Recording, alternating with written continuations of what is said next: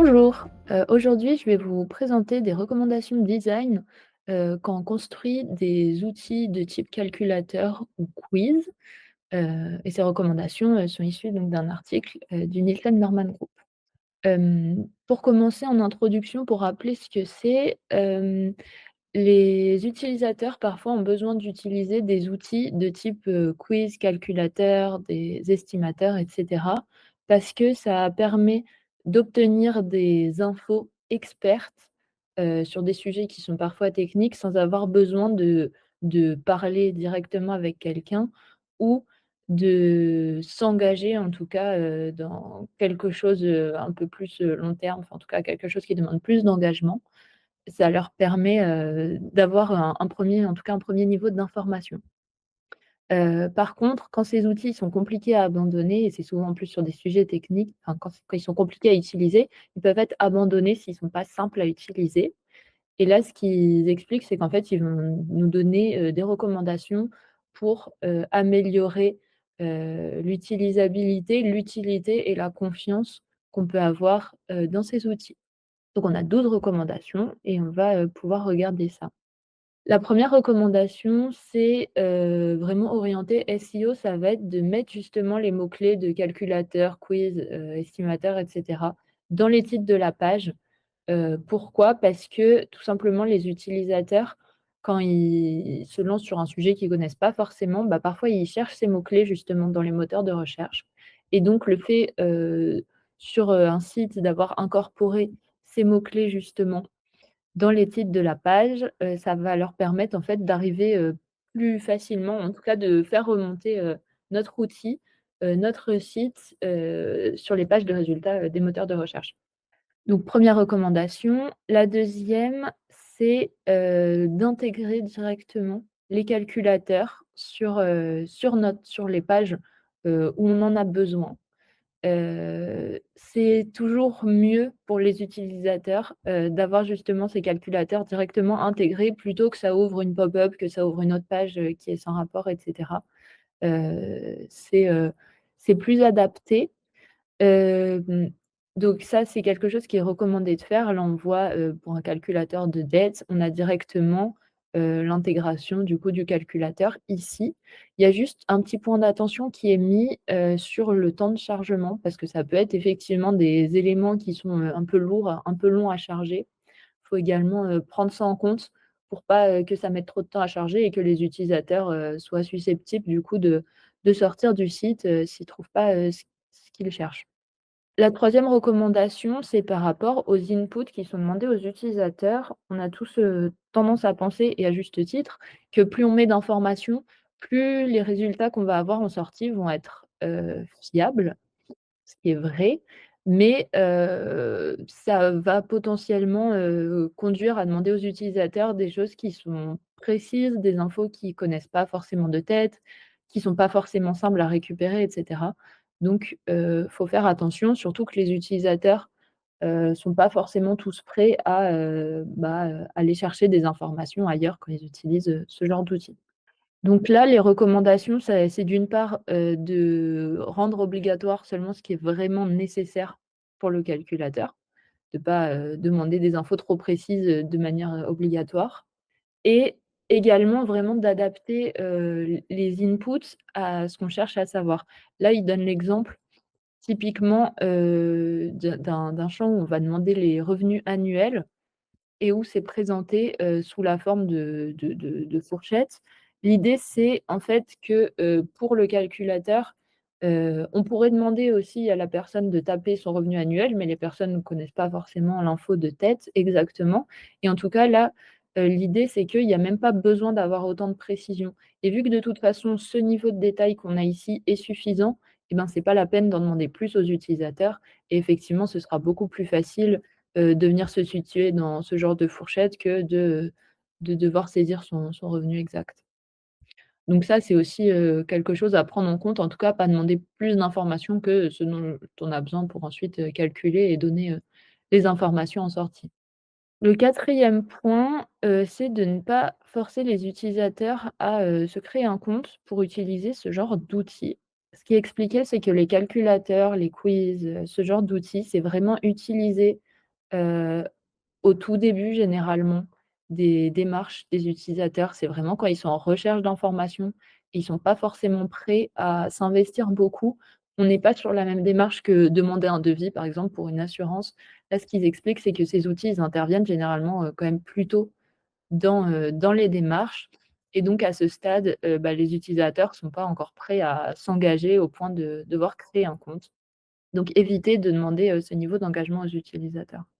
Et dans la même logique, ce qui est expliqué, c'est que, une fois qu'on a rentré nos inputs, forcément, on a envie de voir les résultats directement sous nos yeux et encore une fois, ne pas devoir se créer un compte et recevoir les résultats par mail et cetera. Ça peut être des choses qui sont frustrantes parce que encore une fois, de toute façon, les utilisateurs sont pas forcément dans une démarche d'engagement et donc ça va juste, potentiellement les frustrer, dans les informations qu'ils cherchent à obtenir.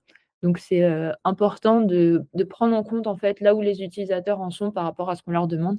C'est sûr que si, par exemple, on est sur un site, encore une fois, d'assurance, de mutuelle, où on va demander un devis pour une assurance, là, on est peut-être plus déjà dans une démarche où, ça peut être intéressant de demander son adresse pour alimenter une base de prospects et cetera. Là où sur un calculateur, c'est encore, peut-être un peu trop tôt.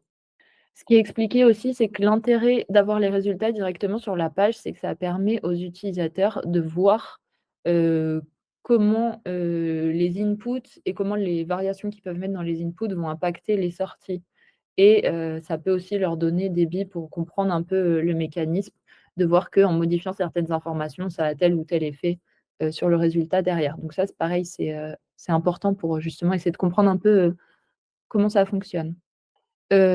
Toujours dans la même logique, la sixième recommandation, ça va être de justement laisser à l'utilisateur la possibilité de faire facilement des modifications dans, les informations qui ont été rentrées dans le calculateur et là, en termes de bonnes pratiques, ce qui est recommandé, c'est à la fois de laisser à l'utilisateur la possibilité de changer, les variables individuellement, sans devoir refaire tout, tout le questionnaire, tout le formulaire et également de laisser la possibilité de tout effacer et de recommencer, complètement.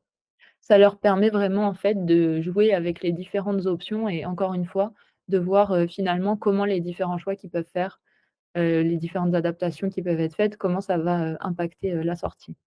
C'est important encore une fois parce que, toujours dans la même logique, on peut être sur des sujets un peu techniques et cetera et ça permet aux utilisateurs un peu de se familiariser et de, finalement, comprendre un peu, comment fonctionne, le sujet en particulier et d'avoir un peu plus de compréhension, du domaine. La septième recommandation, ça va être dans la mesure du possible, d'expliquer à quoi servent les variables, qui sont demandées. Soit, que ce soit des variables qui sont, des choses qui peuvent être personnelles. Soit c'est des variables qui vont demander, des efforts, typiquement comme on a vu juste avant, le fait de demander, les revenus, annuels, heu, ou si on fait, une, démarche pour faire reprendre, par exemple, sa voiture, on va nous demander notre plaque d'immatriculation pour récupérer des infos. Ça peut être des choses qu'on ne connaît pas forcément par cœur. L'idée, c'est d'expliquer pourquoi on demande cette information, et généralement, c'est effectivement pour avoir des meilleurs résultats ou pour faciliter le travail derrière. Mais en tout cas, ne pas hésiter à donner un peu de contexte quand on demande des informations pour rassurer l'utilisateur et pour lui expliquer que ça va avoir un intérêt, pour la suite. Donc là, on voit un exemple, d'un opérateur, qui demande, «Est-ce que votre téléphone est payé?» Et un petit contexte pour expliquer, pourquoi on demande cette information. Heu, Toujours dans la même logique, expliquer pourquoi on demande l'information, mais également donner des explications sur les informations qu'on demande. Encore une fois, ça peut être des sujets techniques, on ne connaît pas forcément tous les termes, on ne sait pas forcément, ce qui peut être jugé comme, enfin, ils expliquent aussi que c'est utile d'avoir des encres, savoir un peu ce qui est raisonnable, ce qui est souvent répondu et cetera. Ça peut en tout cas donner des informations utiles. Là, l'exemple qui est donné et qui est pour le coup, une mauvaise pratique, enfin un mauvais exemple, c'est un calculateur pour, voir, les risques qu'on a, par rapport à certaines maladies. Donc le domaine de la santé, c'est quelque chose qui est très technique et donc on a le formulaire là qu'on doit remplir pour ensuite, calculer, le risque qu'on a, vis-à-vis de certaines maladies Et à côté, en guise d'explication, on a, ce gros paragraphe un peu indigeste, très technique également.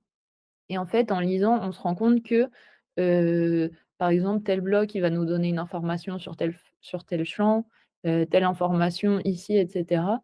Et en fait, c'est pas du tout, adapté. Ce qu'il faudrait idéalement, c'est sur chaque champ, quand on demande une information, là, venir donner l'explication, qui est liée. Mais en fait, ici, ça nous force à lire tout le bloc d'explication et ensuite à faire nous-mêmes les liens avec le formulaire. Donc c'est pas du tout, adapté. C'est beaucoup mieux d'avoir de l'info contextualisée quand on est sur un certain champ, donner à cet endroit-là l'info dont on a besoin pour pouvoir le remplir. En revanche, ce qui est plutôt bien, c'est qu'on voit qu'on a un peu des mesures, normales, on va dire, des fourchettes, de normes, qui peuvent, là, aider à remplir, le questionnaire. Donc donner du contexte et des explications sur les inputs et du coup la neuvième recommandation, c'est la même chose, mais cette fois pour, les sorties, pour les résultats du calculateur. Encore une fois, souvent quand on utilise un calculateur, un estimateur, c'est que, ben, généralement on ne connaît pas trop le sujet, en tout cas qu'on n'est pas expert, dessus. Donc c'est intéressant de pas, donner seulement le résultat de manière brute, mais, potentiellement de donner un peu de contexte et des choses un peu plus tangibles, aux utilisateurs pour les aider à comprendre. Donc là, il donne un exemple de calculateur de budget où on voit, on a beaucoup d'explications, on donne des méthodes de, comment segmenter son budget selon les besoins, les envies, les économies et cetera. Et là, on voit qu'on a des petites explications, des exemples et cetera. Donc ça permet de vraiment avoir une bonne visibilité sur la manière dont on peut, organiser son budget dans ce cas-là et avec, des petites explications, à chaque étape. La dixième recommandation, du coup, comme on a vu juste avant, ça peut être intéressant de donner un peu des idées de ce qui est normal, de ce qui est souvent répandu et cetera, pour un peu guider les utilisateurs sur certains champs. Mais du coup, il faut faire attention parce que évidemment que ce qu'on met, en termes de valeur par défaut, ça va influencer les utilisateurs qui n'ont pas forcément toute la connaissance eux-mêmes pour, remplir ces champs. Donc il faut faire attention à ce que, bah, ces valeurs qu'on met par défaut, elles soient, pertinentes et elles soient, vraies, réalistes et cetera. Là, il donne l'exemple, encore une fois, d'un mauvais exemple. C'est un calculateur, qui va permettre de calculer, en fait, un budget, mensuel, par rapport à un prêt immobilier. Donc on demande, certaines informations qui sont à remplir par l'utilisateur et il y a aussi l'information de la taxe annuelle, donc c'est des taxes, locales et qui, du coup, vont dépendre de là où on habite.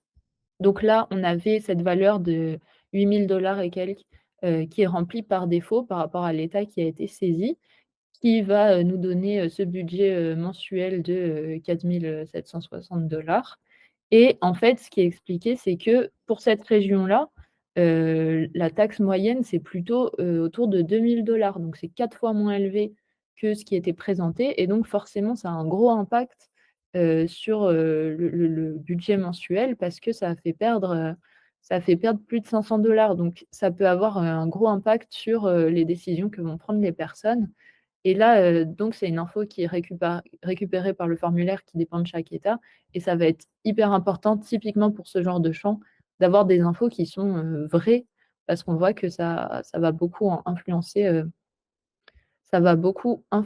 le résultat de sortie. La 11e recommandation, ça va être dans la mesure du possible et si c'est utile, de un peu donner des informations aux utilisateurs sur la manière dont les résultats sont calculés. Selon le site qu'on est, est-ce qu'on est un acteur connu et cetera dans le domaine, les utilisateurs vont faire confiance plus ou moins ou pas, au calculateur. Mais pour autant, bah, c'est toujours bien de savoir un peu comment les choses fonctionnent, parce que là, on est potentiellement sur un système un peu de boîte noire où on met des infos en entrée, on a une sortie, mais on ne sait pas trop ce qui s'est passé entre-temps.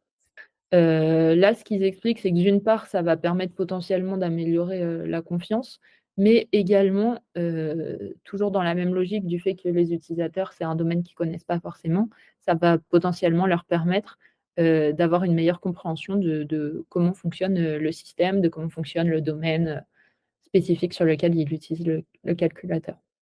Et la dernière recommandation, enfin, c'est sur l'intelligence artificielle. C'est quelque chose dont on entend beaucoup parler en ce moment, un peu sur tous les sujets et parfois pas de manière très pertinente. Là, typiquement, les calculateurs, on va rentrer des infos, mais derrière, a priori, ça va être, juste, des calculs, pas forcément très complexes. En tout cas, c'est sûr qu'on a des algorithmes derrière, mais pour autant, est-ce qu'on a de l'intelligence artificielle? Pas forcément. Donc, ce qui est recommandé, c'est pas forcément, de, de mettre en avant, que derrière on a une intelligence artificielle qui calcule la sortie et cetera, mais juste en tout cas de travailler sur, l'intérêt d'utiliser les calculateurs, de montrer que c'est fiable et cetera et que ce sera suffisant pour qu'il soit utilisé, et que les utilisateurs soient satisfaits.